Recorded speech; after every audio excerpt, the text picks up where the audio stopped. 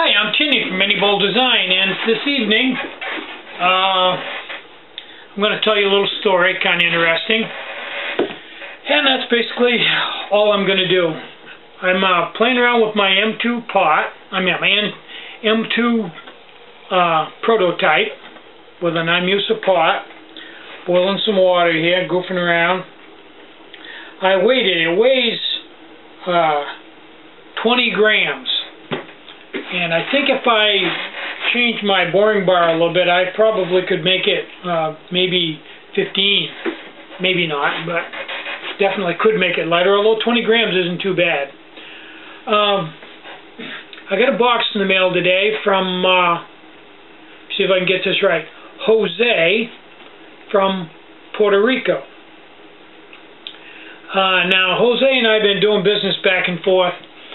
You got to realize he's got a lot of my stoves, and they're not just toys.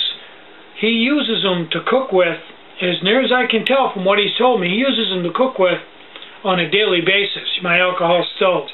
He's got a Voodoo 2 and some, I think some Bongos Pros, one of the slip disc, different stoves, and he used them so much.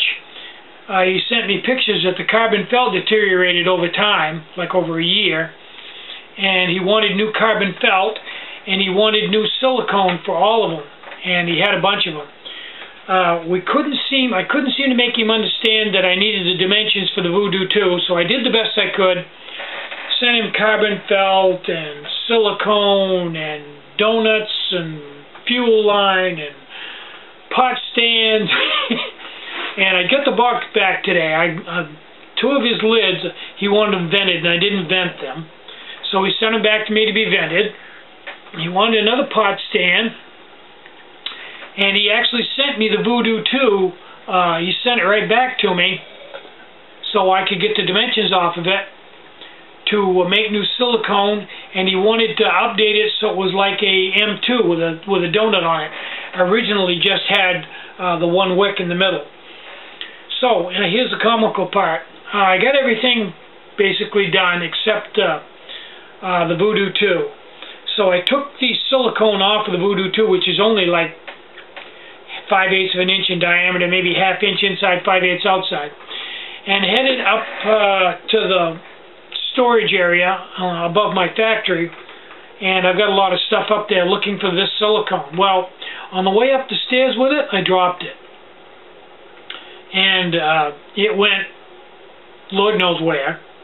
I thought it had rolled underneath the Volkswagen, so we kicked the Volkswagen in neutral and rolled the Volkswagen back, and it wasn't there, and Sue went underneath the stairs, and there was all kinds of boxes and stuff there. We pawed around through boxes, and she finally found it. So it's a good thing, because I went upstairs, and I didn't have any. I had the next size, but I didn't have any of that. So I was feeling kind of bad about that. I went out in the shop, out in the factory, and made his center wicks and made the little donut wicks for the Voodoo 2. And while I was out there, I got thinking, and I turned around and started pawing through the cabinet that the bandsaw is on, and I found a piece of that silicone tubing about 6 inches long. So I cut him off a bunch of silicone tubes for his Voodoo 2, and put it all together, and had Beth ship it to Jose in Puerto Rico. So Jose, it's on its way back, and hopefully this time I got everything right. I think when I get all done here, I'm probably going to have some cocoa. I'm not really sure yet. I've got to go downstairs and get some if there's any left. But meantime, I'm just goofing around to see how this works, boiling water, and it seems to be working pretty good. So, I think that's the end of this video. It's a short one. I'm kind of tired. It's 6 o'clock, another half an hour to watch the news. And I think I'm going to pack it in. I didn't really build anything today except this M2 ISO inside out, and worked on that. It's been a fairly easy day, but I am getting tired. So I think I'll go down and watch the news with Sue and Beth, maybe have a little something to eat, and hit the sack. Tomorrow's another day. Hopefully this ice will go away. We'll have another warm day and I can start moving the factory. That'd be good. I'd like to get into the new factory. Oh yeah, I looked at some videos on YouTube of the tabletop CNCs, and it appears from what I've watched in the videos that they would work quite well to do the limited amount of CNC mill work that I do.